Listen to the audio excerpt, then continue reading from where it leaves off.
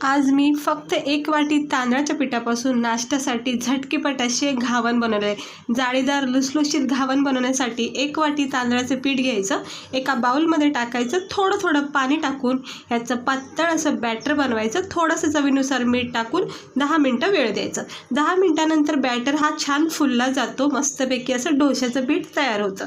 Pan तापत ठेवायचं, थोडंसं पॅनमध्ये तेल लावून ठेवायचं, अगदी थोडंसं किंचित, आणि मग आवडीनुसार लहान मोठे तुम्ही याचे घावन तयार करायचे। बघू शकता इनो सोडा न वापरता छान अशी जाळी तयार होती। तर खूप सोप्या पद्धतीने तुम्ही हे तांदळाच्या पिठाचे घावन झटकीपट सकाळच्या नाश्त्यासाठी टिफिनसाठी सुद्धा बनवू शकता आणि इतके क्रिस्पी होतात ना, नरम सॉफ्ट लुसलुशीत असे हे तांदळाच्या पिठाचे घावन झटकीपट तुम्ही करू शकता। तर कशी वाटली तुम्हाला रेसिपी? अशी छान छान रेसिपी बघण्यासाठी चॅनलला सबस्क्राईब करा। तशी खोबऱ्याची चटणी बनवून याचा आनंद घ्या आणि व्हिडिओ आवडला असेल लाईक करा।